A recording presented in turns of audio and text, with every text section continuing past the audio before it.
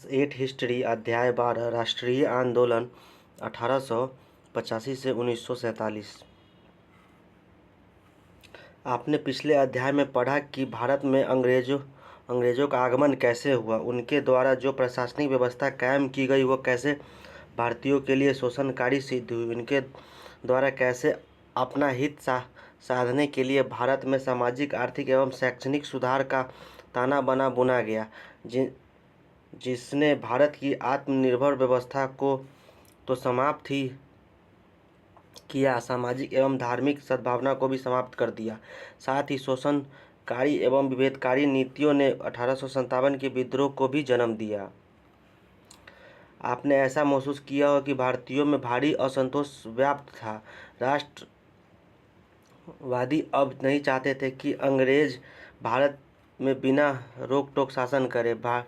भारतीय अब संगठित रूप से अंग्रेजों का विरोध करना चाहते थे। शुरुआती वर्षों के कुछ संगठनों की स्थापना हुई, जिसके प्रभावी क्षेत्र क्षेत्रीय स्तर तक ही सीमित रहे, लेकिन इनके उद्देश्य संपूर्ण राष्ट्र हित में थे। इन संगठनों के द्वारा देश के भिन्न भिन्न भागों में भारतीय जनता को सामाजिक राजनीतिक रूप से जागरूक करने का प्रयास किया गया। राष्ट्रीय आंदोलन में आंदोलित जन समुदाय।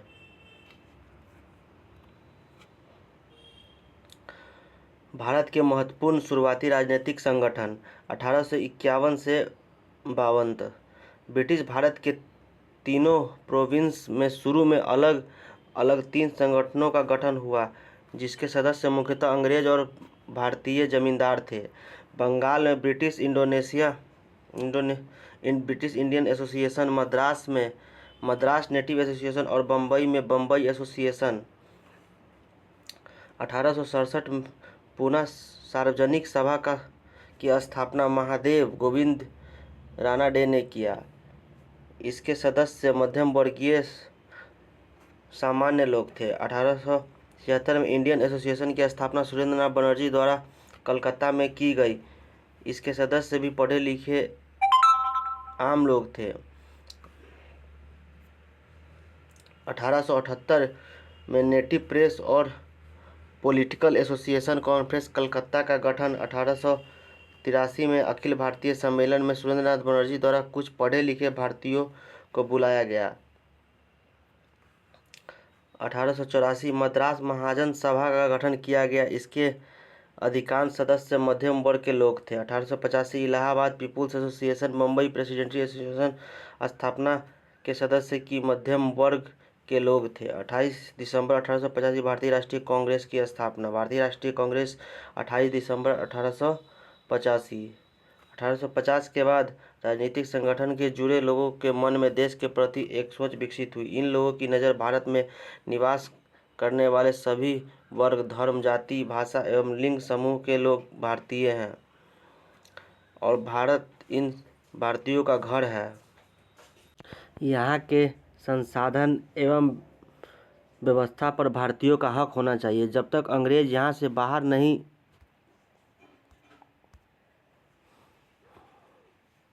जाएंगे, भारत भारतीयों का नहीं हो सकता। इस तरह अपने देश के प्रति लोगों में राष्ट्रीयता की भावना का विकास होने लगा और राष्ट्रवाद का जन्म हुआ। धीरे धीरे इन संगठनों की राष्ट्रवादी चेतना और गहरी होती गई। इस भावना का आधार यह सोच थी कि भारतीयों को भारत और यहाँ के लोगों के बारे में सोचने, समझने और काम करने की आज़ादी होनी चाहिए। इस तरह भारतीयों में राष्ट्रीयता की भावना जगी। इसे पनपने में कई कारणों के मिलजुल कर भूमिका निभाई। कई कारणों ने भारत में अंग्रेजी राज्य की स्थापना। औपनिवेशिक नीतियों ने अपनी ज़रूरतों को पूरा करने के लिए भारत का आर्थिक शोषण करना शुरू किया। इंग्लैंड ने अपनी औद्योगिक ज़रूरतों के लिए सस्ते कच्चे माल के निर्यात और तैयार माल के बीच बाजार खरीदार के रूप में भारत का उपयोग करना शुरू किया। उदाहरण स्वरूप इंग्लैंड ने अपने कपड़ा उद्योग को प्रोत्साहित करने के लिए भारत से निर्यात होने वाले कपड़ों पर भारी मात्रा में टैक्स लगाया, जबकि इंग्लैंड में तैयार को कर में राहत प्रदान की। अंग्रेजों का सिविल एवं सैन्य प्रशासन काफ़ी खर्चीला था। ऊंचे पदों पर भारतीयों की बहाली न करके अंग्रेजों की बहाली की जाती थी और मोटी तनख्वाह दी जाती थी। अपनी तनख्वाह की सारी रकम वे इंग्लैंड भेज देते थे। भारतीय मामलों में जुड़े इंग्लैंड में काम करने वाले अफसर को भी भारत से ही पैसा दिया जाता था। इन आर्थिक शोषणों के कारण भारत अकाल साल दर साल पड़ने लगा, क्योंकि भारतीय कृषक अपनी ज़रूरतों के अनुसार अनाज का उत्पादन नहीं करते थे, बल्कि इन्हें इंग्लैंड की जनता एवं उद्योगों को ध्यान में रखकर वस्तुओं का उत्पादन करना पड़ता था। भारतीय नेताओं ने अंग्रेजों की भारत विरोधी आर्थिक नीति को दरिद्रता के लिए जिम्मेदार बताया। इनके अनुसार स्वदेशी माल और स्वराज ही समस्या का एकमात्र समाधान है। अंग्रेजों ने संपूर्ण भारत को अपने हितों में राजनीतिक रूप से एकीकृत किया। भारत की राजनीतिक एकता ने देश के हर कोने के लोगों को मिलने जुलने का अवसर प्रदान किया। अंग्रेजों ने राजनीतिक एकता स्थापित करने के साथ प्रशासनिक एकरूपता भी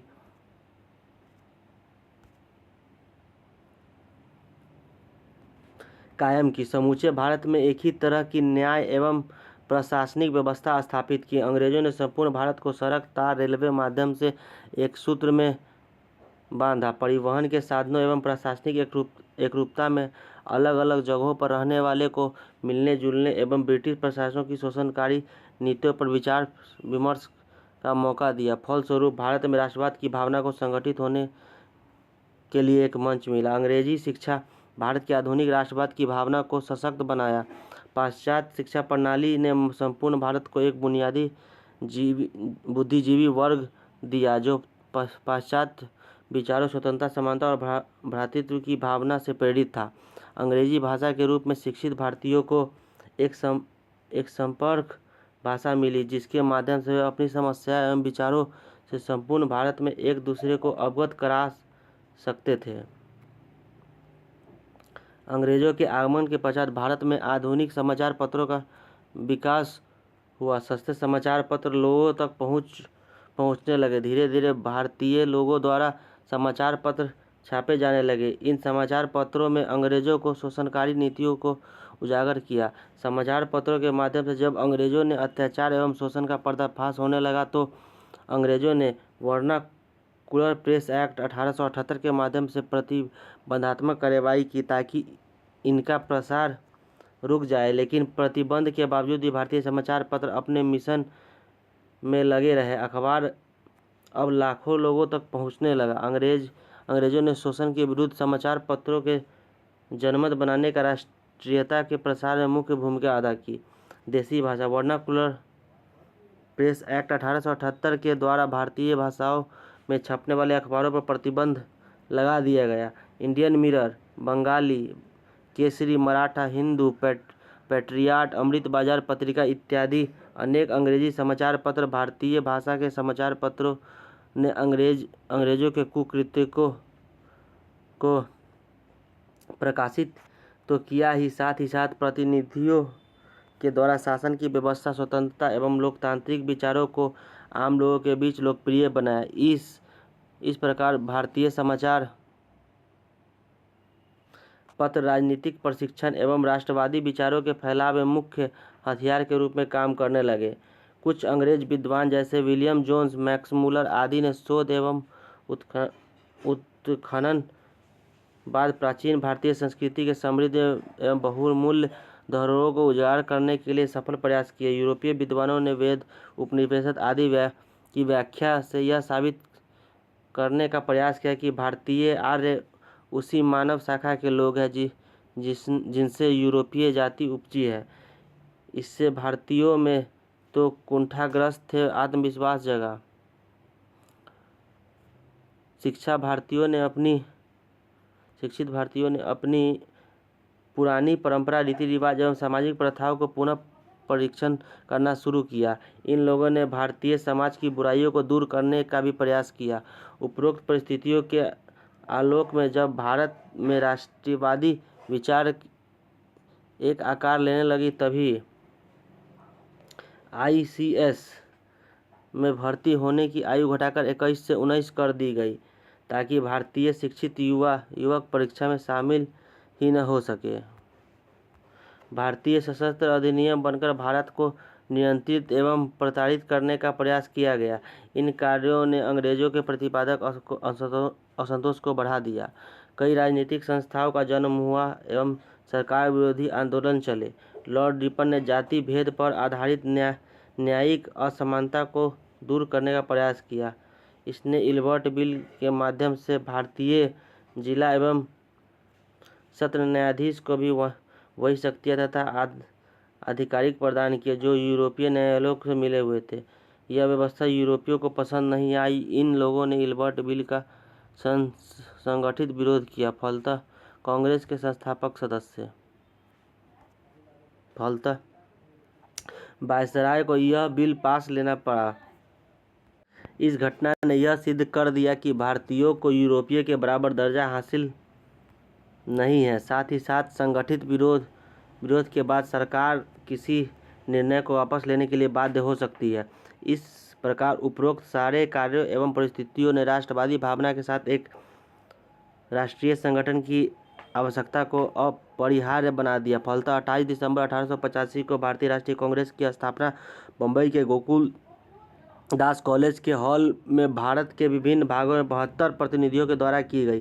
कांग्रेस के शुरुआती नेताओं में दादा भाई नौरोजी, फिरोज शाह मेहता, बद्रुद्दीन तैयब, GWC बनर्जी, RC दत्त और एक साल बाद शामिल होने वाले सुरेंद्र नाथ बनर्जी जैसे पढ़े लिखे और दूरदर्शी व्यक्ति थे।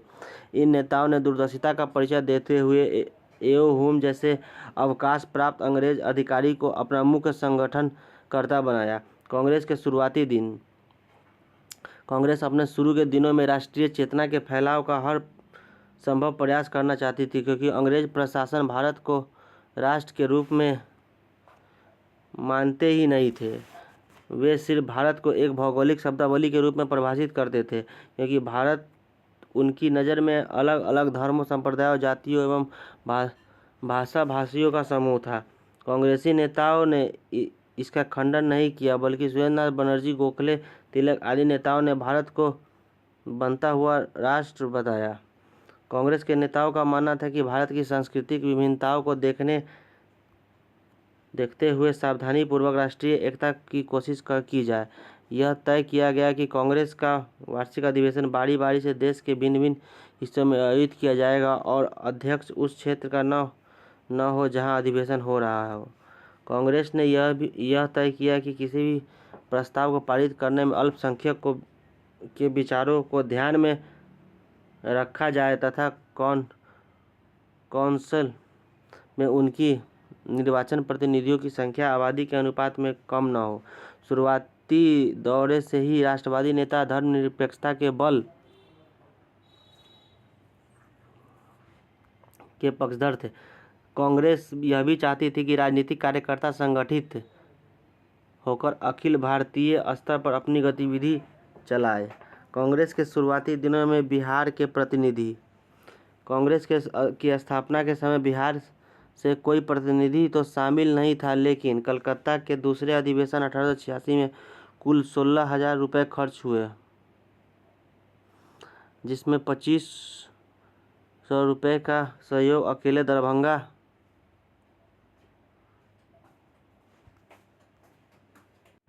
दरभंगा महाराज लक्ष्मेश्वर सिंह द्वारा किया गया। हथुआ एवं डुमराव महाराज ने भी सहयोग प्रदान किया। द्वितीय अधिवेशन में डेलीगेट के रूप में बिहार से शालिग्राम सिंह एवं विश्वेश्वर सिंह कुल्हड़िया स्टेट, जिनके नाम पर ही BN कॉलेज है, शामिल हुए एवं पुण्येंद्र नारायण सिंह एवं गजाधर प्रसाद को पेशे से वकील थे। गोपाल कृष्ण गोखले, जहाँ तक हो सके हमें ज़्यादा से ज़्यादा लोगों को राष्ट्रीय चेतना पैदा करनी चाहिए और इसे बढ़ावा देना चाहिए, ताकि धर्म, जाति और वर्ग की विभिन्नताओं को परे रखकर वे एकजुट हो सके। शुरू में कांग्रेस के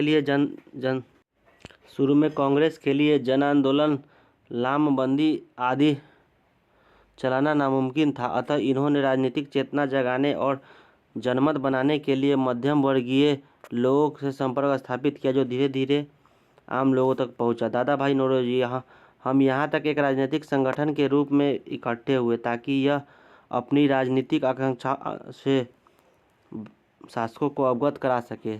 चित्र 4। WC बनर्जी।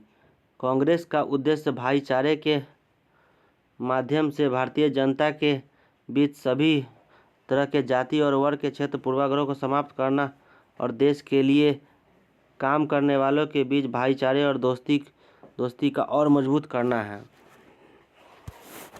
कांग्रेस के नेता ने लोगों को यह समझाया कि हम राष्ट्र है और उपनिवेशवाद हमारा दुश्मन। इस दुश्मन के खिलाफ हमारा संघर्ष है।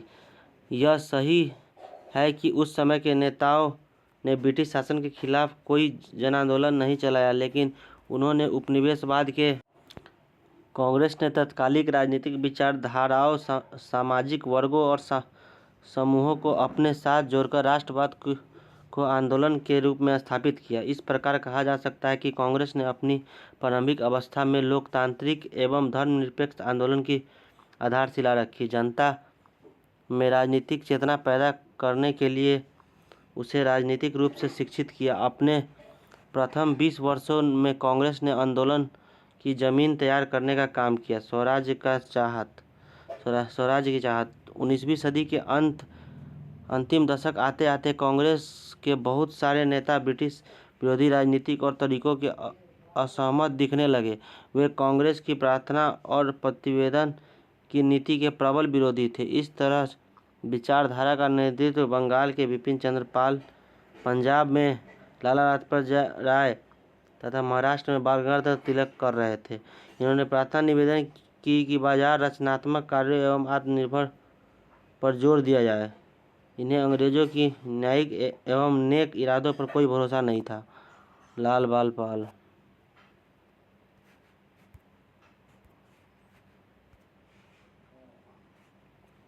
संगठन को ताकतवर और संगठित बनाना चाहते थे ताकि स्वराज्य के लिए अंग्रेजों से लड़ सके। तिलक ने नारा दिया, स्वराज्य मेरा जन्मसिद्ध अधिकार है और मैं इसे लेकर रहूंगा। इन नेताओं ने गांव-गांव जाकर लोगों को संगठित किया तथा स्वराज्य के साथ साथ विदेशी महत्ता पर भी बल दिया। प्रार्थना एवं प्रतिवेदन की नीति। शिक्षकों से चर्चा करें। बंग स्वदेशी एवं स्वदेशी आंदोलन। लॉर्ड कर्जन ने राष्ट्रीय भावना को कमजोर करने के लिए 1905 में बंगाल के विभाजन का आदेश निकाला। उस समय बंगाल के अंतर्गत बांग्लादेश, पश्चिम बंगाल, उड़ीसा, बिहार और झारखंड के प्रदेश आते थे। अंग्रेजों का तर्क था कि चूंकि यह प्रांत काफ़ी बड़ा है, अंततः प्रशासनिक सुविधा के लिए बंगाल का विभाजन करना अनिवार्य है, लेकिन इस विभाजन के पीछे छुपी हुई मंशा थी कि एकीकृत बंगाल को कांग्रेस अथवा राष्ट्रीय आंदोलन का गढ़ था। उसे सामुदायिक आधार पर हिंदू बहुल पश्चिम बंगाल क्षेत्र, झारखंड एवं उड़ीसा में स्थित मुस्लिम बहुल पूर्वी क्षेत्र को एक दूसरे से विभाजित किया जाए। इस विधानसभा में बांग्ला भारतीय क्षेत्र की 2 भागों में विभाजित किया गया तथा विभिन्न भौगोलिक तथा भाषाई स्थिति रखने वाले बिहार, उड़ीसा एवं झारखंड को पश्चिम बंगाल के अंतर्गत रखा गया। राष्ट्रवाद और भारतीय राष्ट्रीय कांग्रेस ने कर्जन के इस कार्य का विरोध करने का निर्णय लिया। 16 अक्टूबर 1905 को विभाजन लागू होने के दिन समूचे बंगाल में शोक दिवस मनाया गया। लोगों ने उपवास रखे। बंगाल की गलियों में वंदे मातरम के नारे गूंज उठे। कलकत्ता ने टाउन हॉल में से एक सभा स्थापित हुई जिसमें तिलक की उपलब्धि थी। लोगों ने विदेशी वस्तुओं के बहिष्कार एवं स्वदेशी वस्तुओं के उपायों का संकलन किया। छात्रों ने स्कूलों एवं कॉलेजों तथा वकीलों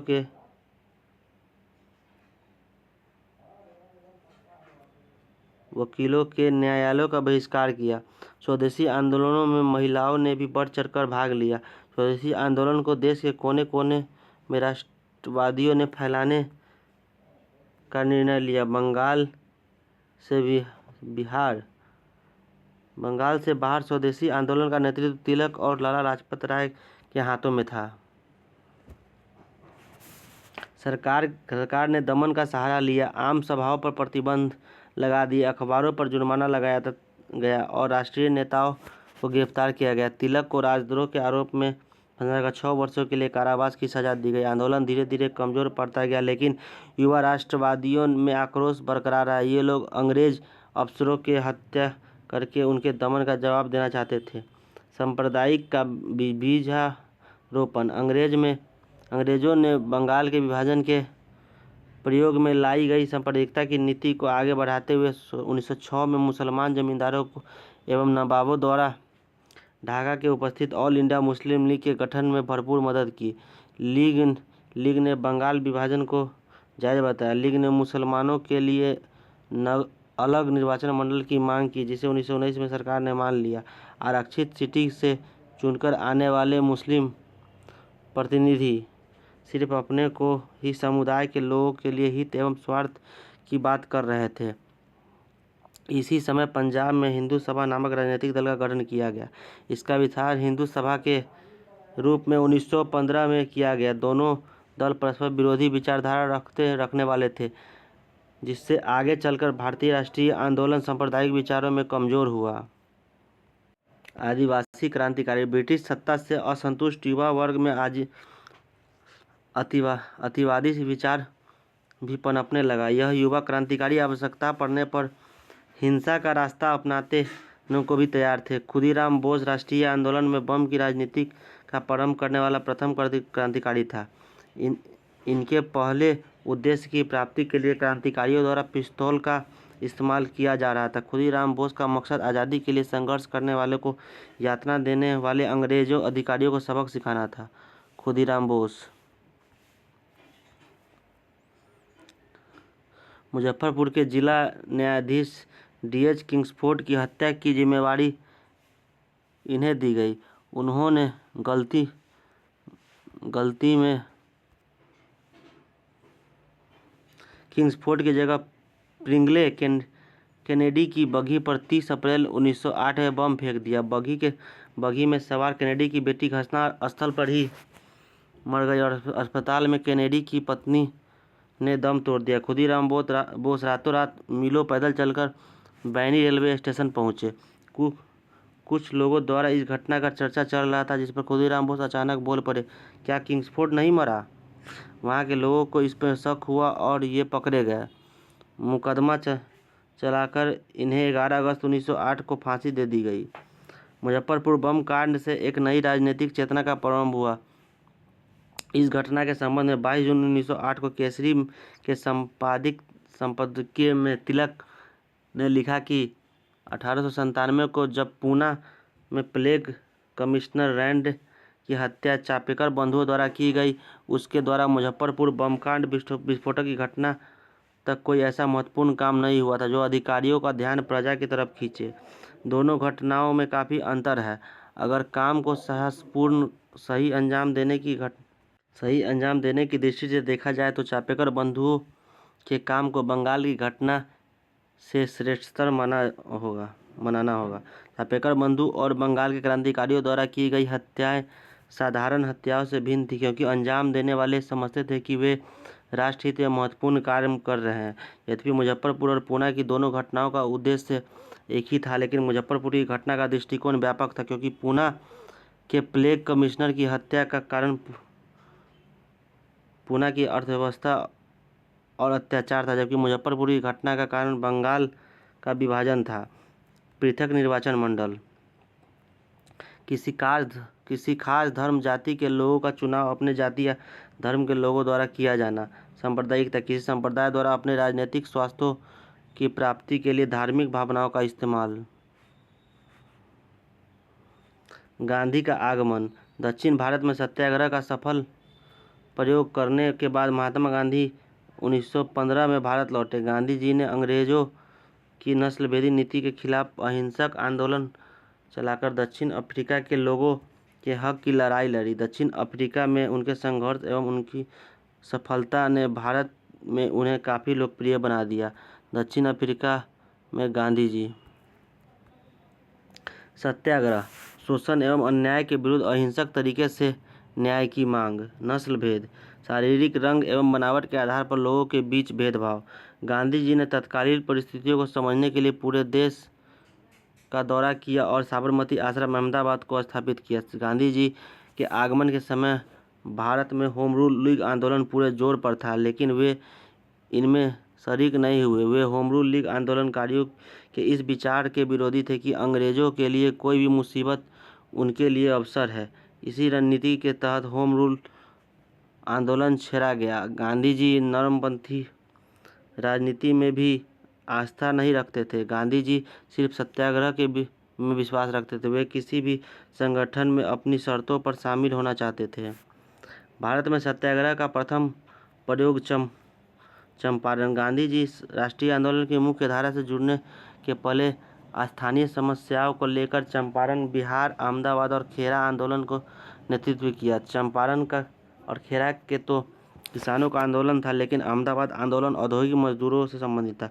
सबसे सफल कहानी बिहार के चंपारण की। 19वीं सदी के आरंभ में ही चंपारण के किसानों के साथ अंग्रेज बगान मालिकों ने एक समझौता किया था। इस फैसले के तहत बीघे के 3/20 में किसानों को नील की खेती करना अनिवार्य रूप से करना ही पड़ता था। इसे 3 कठिया पद्धति भी कहते थे। लेकिन 19वीं सदी के अंत में जर्मनी के रासायनिक रंगों के नील की मांग अंतर्राष्ट्रीय बाजार से बाहर कर दिया। किसान नील की मांग घट जाने के कारण खेती नहीं करना चाहते थे, लेकिन अंग्रेज बगान मालिकों ने समझौते से मुक्त करने के लिए कई तरह की अनुचित शर्तें रखी। किसान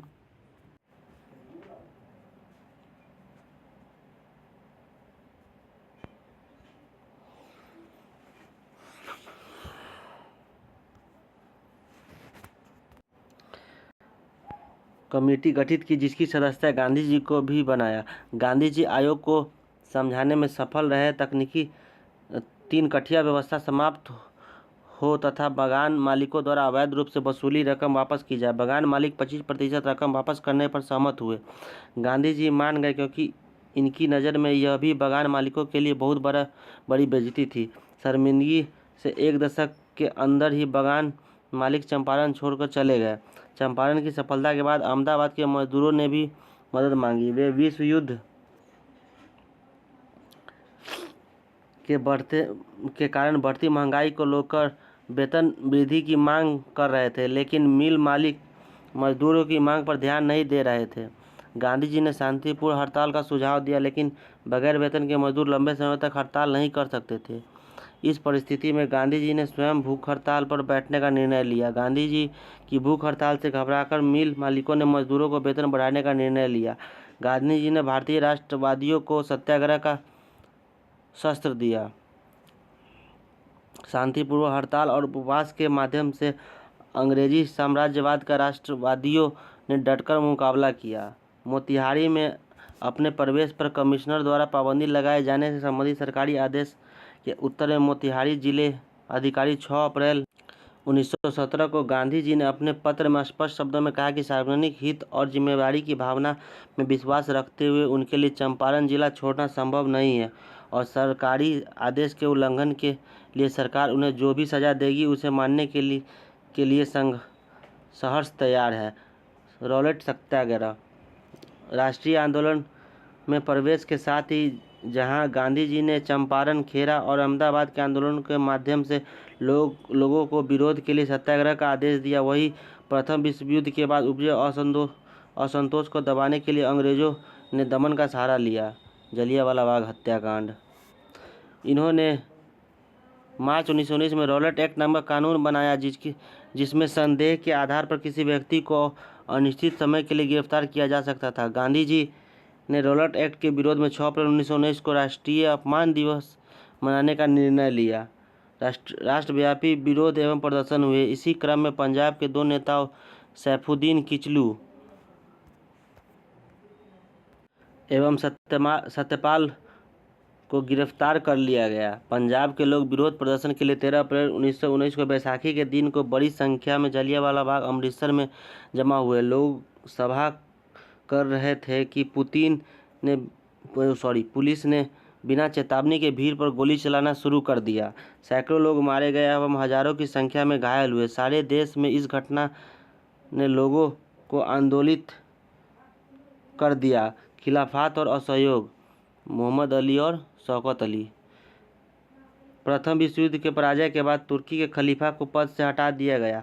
दुनिया के अन्य हिस्सों में मुसलमानों की तरह भारतीय मुसलमान भी ओटोमन साम्राज्य के पवित्र इस्लामिक स्थलों पर खलीफा का नियंत्रण ही देखना चाहते थे। भारतीय मुसलमान ने मुस्लिम मोहम्मद अली और शौकत अली के नेतृत्व में अंग्रेजों की वादा खिलाफी के विरुद्ध खिलाफत आंदोलन की शुरुआत की। गांधी जी ने इसे हिंदू मुस्लिम एकता के अवसर के रूप में देखते हुए जालियांवाला बाग हत्याकांड और खिलाफत के मामले में हुए अत्याचार के विरुद्ध असहयोग आंदोलन चलाकर स्वराज की मांग का आह्वान किया। खलीफा, मुसलमानों का धार्मिक एवं राजनीतिक रूप से प्रधान व्यक्ति। अगस्त 1920 में गांधी जी के नेतृत्व में असहयोग आंदोलन चलाने का निर्णय लिया गया। असहयोग आंदोलन के दरमियान सरकारी पदवियों को छोड़ने का निर्णय लिया गया। रविन्द्रनाथ टैगोर ने नाइट एवं महात्मा गांधी ने कैसरे हिंद की उपाधि त्याग दी। चुनावों का मतदानों द्वारा बहिष्कार किया। चरखा चलाते हुए गांधी जी। वकीलों से न्यायालय छोड़ने का आह्वान किया गया। मोतीलाल नेहरू ने C.R. दास, राजगोपालाचारी एवं आसफ अली जैसे वकीलों ने वकालत छोड़ दी। विद्यार्थियों ने स्कूल एवं कॉलेज को छोड़ दिया। लोगों ने विदेशी वस्तुओं का बहिष्कार का निर्णय लिया। विदेशी वस्त्रों की होली जलाई। इंग्लैंड में आयातित वस्त्रों की मात्रा में भारी गिरावट हुई। पूरे देश की जनता आंदोलित हो उठी। जन भागीदारी। देश में भिन्न भिन्न हिस्सों में लोगों ने गांधी जी के विचारों को स्थानीय मुद्दों से जोड़कर आंदोलन चलाया। खेरा, गुजरात के किसान ने अंग्रेजों द्वारा थोपे गए लगान के खिलाफ आंदोलन चलाया। तमिलनाडु में शराब दुकानदारों की घेराबंदी। आंध्र प्रदेश में वन सत्याग्रह। तो पंजाब में अकालियों ने गुरुद्वारे में बैठे हुए भ्रष्ट महंतों को हटाने के लिए आंदोलन चलाया। आंदोलन में महिलाओं की भागीदारी। असहयोग आंदोलन का बिहार में भी जबरदस्त प्रभाव रहा। ब्रजकिशोर प्रसाद के सुझाव पर स्वराज के मुद्दों को भी असहयोग आंदोलन में शामिल कर लिया गया। मजहरूल हक ने राष्ट्रीय आंदोलन की गतिविधियों को संचालित करने के लिए खैरू मियाँ की जमीन पर बिहार विद्यापीठ सदाकत आश्रम को स्थापित किया।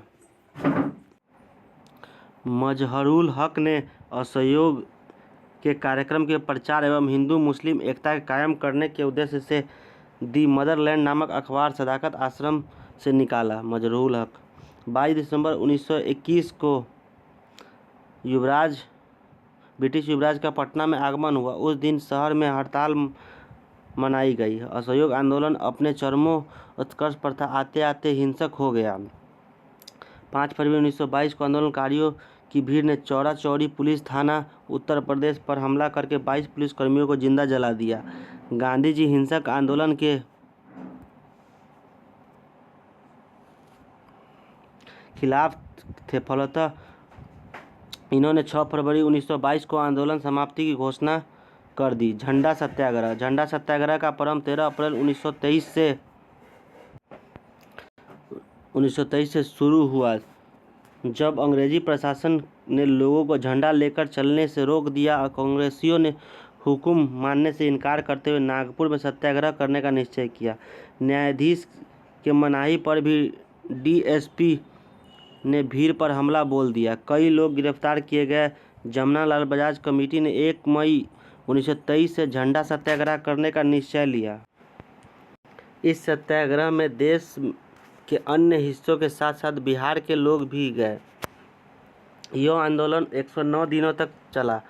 1560 सत्याग्रहियों को सजाएं हुई। धीरे धीरे सरकार का रुख नरम हुआ और तिरंगा लेकर चलने की आज्ञा दे दी गई।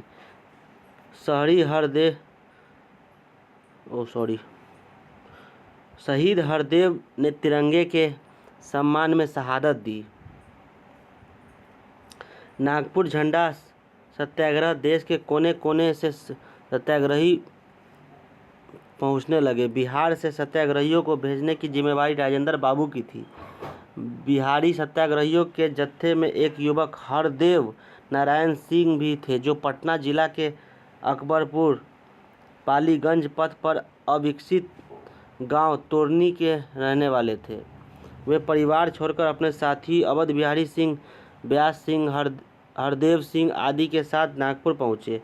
यहाँ 18 जून 1923 को इन लोगों को कैद कर लिया गया और 1 वर्ष की सश्रम कारावास की सज़ा सुनाई गई।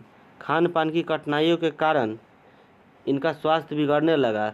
साथ ही सत्याग्रहियों ने ब्रिटिश अधिकारियों से माफ़ी मांग जेल से छूटने की सलाह दी, लेकिन इन्होंने माफ़ी मांगने से इनकार कर दिया। इनकी मृत्यु नागपुर जेल में ही हो गई।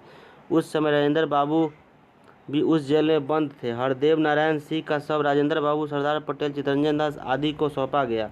दाह संस्कार सबों ने मिलकर किया। अपने शहीद पुत्र की याद में पिता चंद्रिका सिंह जीवन पर्यंत तिरंगा अपने कंधे पर ढोते रहे।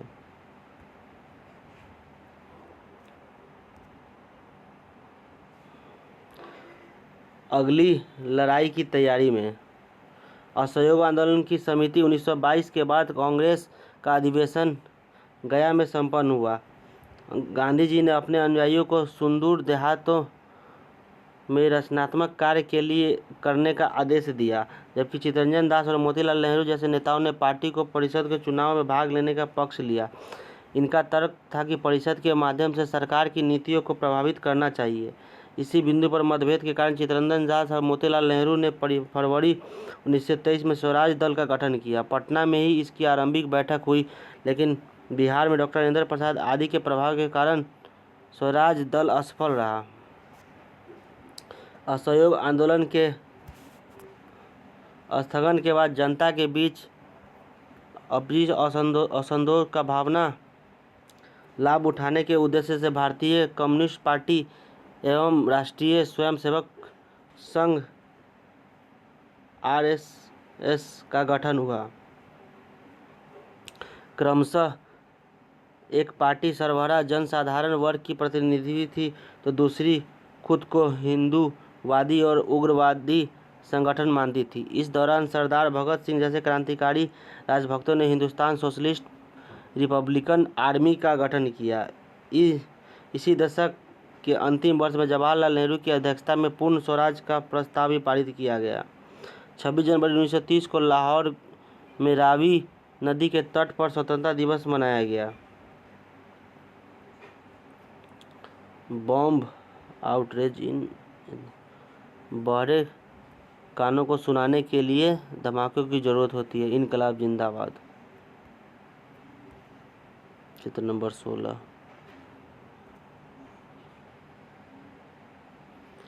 जब बिहार के सपूत ने भगत सिंह की हत्या के जिम्मेदार को मार डाला। वैकुंठ शुक्ल का जन्म 1910 में मुजफ्फरपुर अब वैशाली के जलालपुर गांव में हुआ था। इन्होंने प्राथमिक शिक्षा अपने गांव में ही ग्रहण की। मथुरापुर गांव के लोअर प्राइमरी स्कूल के शिक्षक बने। इन्होंने 1930 में सविनय अवज्ञा आंदोलन की सक्रिय रूप से भाग लिया। इन्हें गिरफ्तार कर पटना कैंप जेल में रखा गया। 1931 में गांधी इरविन समझौते के बाद अन्य सत्याग्रहियों के साथ रिहा किए गए। बाद में हिंदुस्तान सोशलिस्ट रिपब्लिक आर्मी के वैकुंठ शुक्ल के संपर्क में आकर क्रांतिकारी बन गए। फणींद्र नाथ घोष जो बेतिया का निवासी था, जब दल विरोधी कार्य करने लगा तब इसकी हत्या के कार्यक्रम में इन्होंने सक्रिय योगदान दिया। फणींद्र नाथ घोष ने सरकार की तरफ से अनेकों राजनीतिक षड्यंत्र में गवाही दिया। लाहौर षड्यंत्र कांड में भी वह मुख्य मुखबिर था। इसने 1930 में भगत सिंह, राजगुरु तथा सुखदेव के खिलाफ गवाही दी, जिसके कारण उन्हें फांसी की सजा मिली थी। फणींद्र नाथ घोष पर हमला वैकुंठ शुक्ल तथा चंद्रिमा सिंह के द्वारा 9 नवंबर 1932 को हुआ, जब वह मीना बाजार की अपनी दुकान के सामने बैठकर अपने दोस्त के साथ बातचीत कर रहा था। इस पर हमला धारदार हथियार से हुआ। घायल फणींद्र नाथ 17 नवंबर 1932 को मर गया। भागते वक्त वैकुंठ शुक्ल का झोला छूट गया, जिसमें रखी धोती ने वैकुंठ शुक्ल तक पुलिस को पहुंचने में मदद की। वैकुंठ शुक्ल 6 जुलाई 1933 को सोनपुर हाजीपुर पुल के पास पुलिस दल द्वारा गिरफ्तार किया गया। सत्र न्यायालय ने वैकुंठ शुक्ल को फांसी की सजा दी। उच्च न्यायालय ने भी सजा बरकरार रखी। फलतः 14 मई 1934 को गया जेल में फांसी दे दी गई। भारतीय कम्युनिस्ट पार्टी एवं आरएसएस की विचारधारा की चर्चा अपने शिक्षक से करें। दांडी मार्च। जब गांधी निकल पड़े नमक कानून तोड़ने के लिए, सरकार ने नमक के उत्पादन एवं बिक्री पर एकाधिकार स्थापित कर टैक्स लगाया, जिससे सरकार को अच्छी आमदनी होती थी। इस कानून से देश का हर व्यक्ति, अमीर गरीब, महिला पुरुष, ऊंच नीच प्रभावित था। गांधी जी ने नमक कानून को राष्ट्रीयता की भावना से जोड़े। वे मानते थे कि यह प्रकृतिप्रद चीज़ है और बिना कर के सबके लिए सुलभ होनी चाहिए। अतः गांधी जी ने नमक कानून के विरोध में सविनय अवज्ञा आंदोलन का निश्चय किया। इन्होंने अपने 79 साथियों के साथ 12 मार्च 1930 को साबरमती आश्रम से दांडी समुद्र तट के किनारे के लिए नमक कानून तोड़ने निकल पड़े। 6 अप्रैल 1930 को दांडी पहुंचकर गांधी जी ने सार्वजनिक रूप से नमक इकट्ठा कर नए नमक कानून को तोड़ा। गांधी जी ने पानी उबालकर भी नमक बनाया।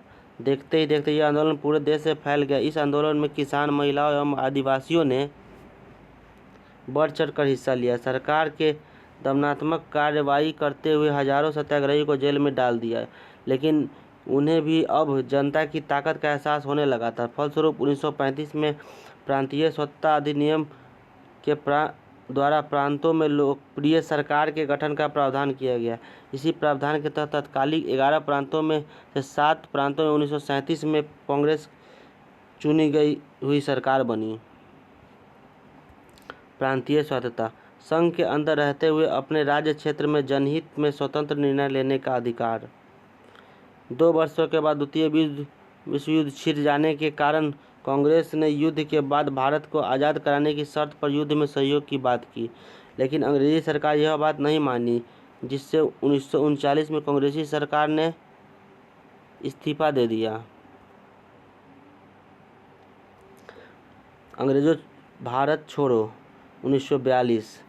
द्वितीय विश्व युद्ध से अपनी परिस्थितियों में महात्मा गांधी को अंग्रेजों को भारत छोड़ो की चेतावनी दी। इसके लिए गांधी जी ने जनता को करो या मरो का नारा दिया। हालांकि गांधी जी ने बम्बई के ग्वालियर टैंक के मैदान में 8 अगस्त को अहिंसक संघर्ष का आह्वान किया था, लेकिन अंग्रेजी सरकार ने दमनात्मक कार्रवाई करते हुए गांधी जी की सहित कांग्रेस के सभी वरिष्ठ नेताओं को जेल में डाल दिया। नेताओं की गिरफ्तारी के बाद जनता और उग्र हो गई। किसान, विद्यार्थी एवं महिलाओं की भागीदारियों ने आंदोलन को काफ़ी उग्र और ताकतवर बना दिया। सत्ता और संचार के प्रतीक चिन्हों पर कब्जा कर स्थानीय लोगों ने अपनी सरकार का गठन किया।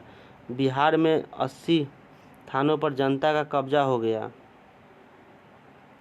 पटना जिला के पालीगंज में जबरदस्त संगठन रहने के कारण थाना को झुकना पड़ा और 14 अगस्त को थाना में ताला लगा दिया गया। 15 अगस्त को दरोगा जी ने स्वयं इकबाल जिंदाबाद का नारा लगाते हुए झंडा फहराया। आज ही के दिन एक जत्था उलार से अरवल की ओर बढ़ रहा था। उस जत्थे पर पुलिस की ओर से अचानक गोली चलाई गई, जिसमें रामकृत सिंह कोरडा रानीपुर के रहने वाले थे की बाह में गोली लगी। वहां से उन्हें घायल अवस्था में पालीगंज अस्पताल में लाया गया, जहां उनकी मृत्यु हो गई। इस बहादुर के हजारों व्यक्तियों ने गाजे बाजे के साथ महाबलीपुर के समीप सोन नदी में अंतिम संस्कार किया। अंग्रेजों ने दमन का सहारा लेते हुए 90,000 लोगों को गिरफ्तार कर जेल में डाल दिया। हजारों लोग पुलिस की गोली से मारे गए। बहुत जगहों पर हवाई जहाज से भी गोलियां बरसाई गई, लेकिन अंग्रेजी सरकार को आंदोलन ने झुकने पर बाध्य कर दिया। 1942 में भारत छोड़ो आंदोलन के दौरान पटना के हालात को दर्शाती हुई चिट्ठी, जिसे डॉक्टर UN शाही ने अपनी नवविवाहित पत्नी को भेजा। वंदे मातरम, पटना 31/8/1942। प्रिय, कई दिन हुए तेरी चिट्ठी मिले, पर पत्रोत्तर नहीं दे सका था। इसका पहला कारण तो आत्मविस्मरण ही कहा जाएगा और दूसरा उसे तुझ तक पहुँचने के साधन की कमी। रामफल बाह के आगमन ने दूसरे का हल दे दिया है, अतः कुछ लिखने बैठा हूँ। अब तक किसी तरह शरीर से अच्छा रहा हूँ, किंतु यह नहीं कहा जा सकता कि यह कितने दिनों तक के लिए है। यूँ तो यह कहना अत्यंत ही कठिन है कि कब किसको क्या होगा, पर आज की दुनिया में यह बिल्कुल एक असंभव सा हो गया है। किसी के जान माल को कोई ठिकाना नहीं है और उसमें उसकी बातों क्या पूछना है। जिसने पंडित जवाहरलाल नेहरू के शब्दों में अपनी छोटी नैया को जला दी है और समुद्र की उछलती कूदती पागल तरंगों पर कूद गया है, उसे नहीं मालूम कि उसकी क्या गति होगी। गत 8 तारीख को ही यहाँ के सभी कॉलेजों में ताला लग गया। अब तो वहाँ विद्यार्थियों की जगह गोरे सिपाही डटे हैं। यहाँ की और खबरें चाचा जी सबों से सुन लेना। अभी कोई खास हल्ला गुल्ला यहाँ नहीं है। सेक्रेटेरिएट पर झंडा फहराने में गोलियां चली और हम में से 11 वीर शहीद हो गए, करीब 22 घायल हुए। इन्हीं वीर की मृत आत्मा की पुकार ने यहाँ की जनता में आग लगा दी और आगे की बात क्या पूछना। सरकार का हर एक काम बंद हो गया। गोली हंसते हंसते सहने वालों में मेरा एक पुराना साथी भी था और वह यहाँ मेरे साथ ही एक रूम में रहता था, पर इसकी मुझे तकलीफ नहीं है, परंतु गौरव है। बहुतों ने लाठियाँ खाई, कोड़े सहे। बड़ी माए के भतीजे के लड़के ने भी लाठियों से सर फोड़वाया। राम बाबू 11 तारीख को ही गिरफ्तार कर लिया गया। पटने की ही बात नहीं है, देश के कोने कोने में यह रास रचा। एक तरफ निहत्थी जनता अपने मानवोचित अधिकार के लिए अहिंसक तरीके से लड़ाई कर रही थी और दूसरी तरफ आधुनिक अस्त्र शस्त्रों से सुसज्जित दानवीय शक्ति बंदूक, मानव मशीन गनों और बमों से उन्हें दबाने की भरपूर चेष्टा कर रही थी। फिर शहीदों की संख्या की गणना क्या। मुझे विश्वास है कि हमारी कुर्बानियाँ कभी निष्फल नहीं जाएगी। यहाँ एक ऐसी आग जली है जो ब्रिटिश सरकार साम्राज्यवाद को अवश्य ही खाक में परिणित कर देगी। अंग्रेजों का पाप और अनाचार अपनी पराकाष्ठा पर पहुंच चुका है। अब अवश्य ही इसका अंत होगा और अधिक लिखने का मौका नहीं है। मैं यहाँ गत 13 तारीख से करीब नज़रबंद हूँ। यह मुझे बुरी तरह खलता है। देखो क्या होगा। तुमसे अलग होते समय मैंने तुम्हें इन्हीं बातों को ध्यान रखकर न्याय और बलिदान की कुछ कहानियाँ कही थी, समझाया भी था। किसी पत्र में भी कुछ लिखा था। उन्हें ही याद रखो। त्याग की संसार की सबसे बड़ी अनुभूति है। पुराने आदर्शों की स्मृति और आज का दृश्य मुर्दों के भी दिल में आग जलाने के लिए काफ़ी है। फिर भी तुम तो जिंदों में है। ईश्वर हमें भी इसके लिए दिल से दिमाग दे और साहस से त्याग तथा बलिदान की भावना दे। आशा है तुम भी अच्छी होगी। तेरा उपेंद्र। बिहार में भारत छोड़ो। 8 अगस्त को भारत छोड़ो प्रस्ताव पारित होने के अगले दिन पटना के जिला अधिकारी WC बनर्जी आचार्य ने राजेंद्र प्रसाद को गिरफ्तार कर लिया। 11 अगस्त को विद्यार्थियों के एक जुलूस ने सचिवालय भवन के सामने विधानमंडल के भवन पर झंडा फहराने का प्रयास किया। अधिकारियों के आदेश पर पुलिस फायरिंग में 7 छात्र और उनके घायल हुए। मरने वाले छात्रों में उमाकांत सिन्हा, रामाकांत सिन्हा, सतीश प्रसाद, देवी पच चौधरी, राजेंद्र सिंह, राम गोविंद सिंह तथा जगपति कुमार थे। स्वतंत्रता प्राप्ति के बाद इन स्थानों पर शहीद स्मारक का निर्माण हुआ। इसका अनावरण देश के प्रथम राष्ट्रपति डॉक्टर राजेंद्र प्रसाद के द्वारा किया गया। आज़ाद हिंद फौज। ब्रिटिश हुकूमत के विरोध में जारी किया गया पोस्टर। आज़ाद हिंद फौज 1942 से 43 में जब भारत छोड़ो आंदोलन में शिथिल हुआ, तब भारत की सीमाओं के बाहर जय हिंद और दिल्ली चलो की आवाज़ गूंज उठी, जिसने देशवासियों को साहस से भर दिया। नेताजी सुभाष चंद्र बोस अंग्रेजों की आंखों में धूल झोंककर 1941 में अफगानिस्तान के रास्ते जर्मनी पहुंचे।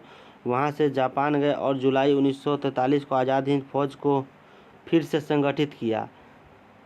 इनकी बागडोर संभालने के बाद अगस्त 1943 में नेताजी ने आज़ाद हिंद सरकार की स्थापना की। इसके नेतृत्व में आज़ाद हिंद फौज इम्फाल तक आ पहुंचा तथा भारत की लगभग 250 वर्ग मील जमीन को आज़ाद करा लिया गया, लेकिन कई कारणों से इसके पीछे हटना पड़ा।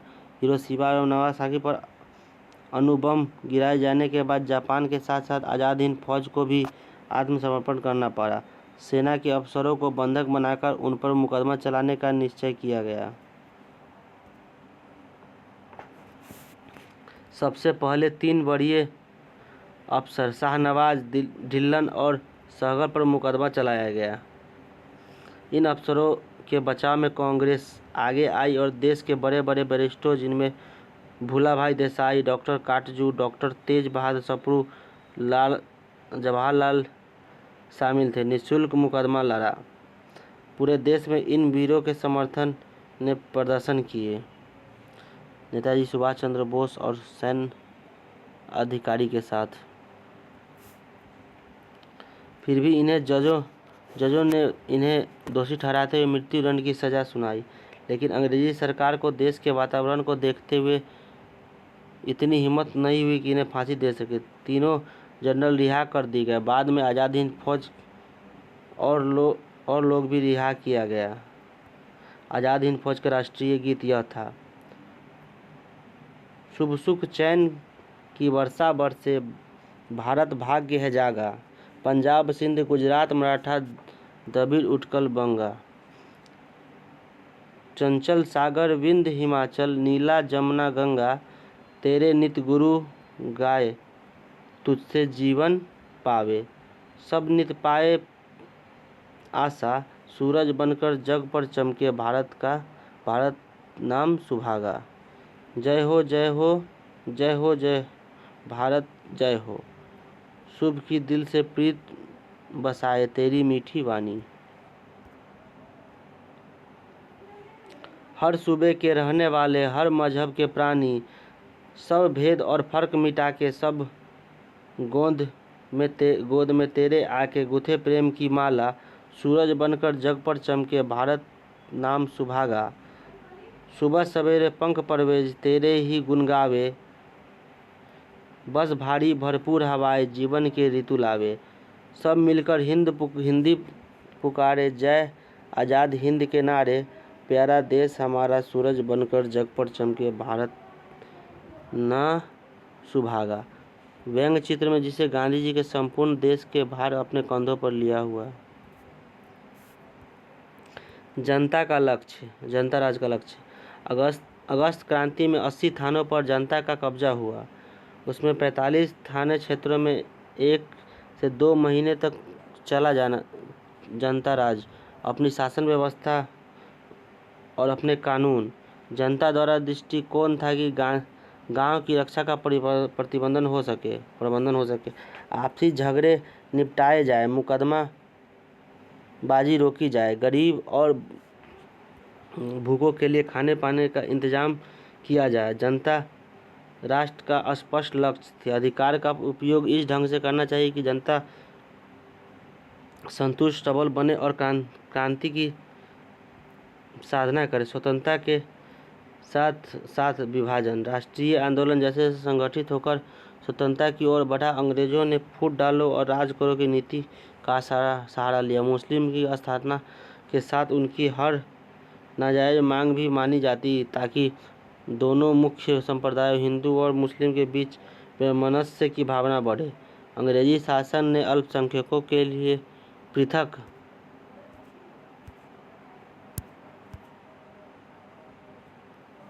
निर्वाचन मंडल की व्यवस्था की। शुरू में तो मुस्लिम लीग अपने आप को मुसलमानों के एकमात्र प्रतिनिधि के संगठन के रूप में शामिल नहीं कर सकी, लेकिन धीरे धीरे कांग्रेस द्वारा मुसलमानों के अपने पक्ष में गोलबंद करने की विफलता ने मुस्लिम लीग की ताकत एवं महत्वाकांक्षाओं को बढ़ा दिया। सांप्रदायिक मानसिकता वाले विक्षुब्ध और राष्ट्रीय आंदोलन की मुख्य धारा को अपनी जगह नहीं बनने वाले नेता मुस्लिम लीग के साथ जुड़ने लगे अब लीग खुद को मुसलमानों की एकमात्र संस्था के रूप में मान्यता चाहती थी, लेकिन यह कांग्रेस को मंजूर नहीं था, क्योंकि अब भी कांग्रेस के बहुत बड़े बड़े नेता मुसलमान थे। लीग ने 1930 के दशक में ही 2 राष्ट्रों का सिद्धांत स्वीकार कर लिया। इसने 1940 ईस्वी में मुस्लिम बहुल पश्चिमोत्तर और पूर्वी मुसलमानों के लिए स्वतंत्र राज्य की मांग की। 1946 में प्राचीन चुनाव के पृथक निर्वाचन क्षेत्र में लीग की बेजोड़ सफलता ने पाकिस्तान की मांग के प्रति इसे और मुखर कर दिया। सरकार ने पाकिस्तान की मांग और भारत की स्वतंत्रता के संबंध में अध्ययन करने के लिए 3 सदस्यीय कैबिनेट मिशन भारत भेजा। कैबिनेट मिशन ने मुस्लिम बहुल क्षेत्र को कुछ स्वायत्तता प्रदान करते हुए ढीले ढाले महासंघ के रूप में अविभाजित भारत का सुझाव दिया। कैबिनेट मिशन ने कुछ सुझाव पर लीग और कांग्रेस को आपत्ति थी। इन परिस्थितियों में अब देश विभाजन नहीं टाला जा सकता था। मुस्लिम लीग ने पाकिस्तान की मांग के समर्थन में जनता से प्रत्यक्ष कार्रवाई दिवस 16 अगस्त 1946 को मनाने का आह्वान किया। इसी दिन कलकत्ता में सांप्रदायिक हिंसा भड़क उठी। इसने तेजी से अधिकांश भारत को अपने चपेट में लिया और लाखों लोग मारे गए, करोड़ों लोग शरणार्थी हो गए। ब्रिटिश सरकार कैबिनेट मिशन की असफलता के बाद परिस्थिति को देखते हुए भारत को विभाजित करने का मन बना चुकी थी। यह अंग्रेजों की फूट डालो नीति करने की पराकाष्ठा थी।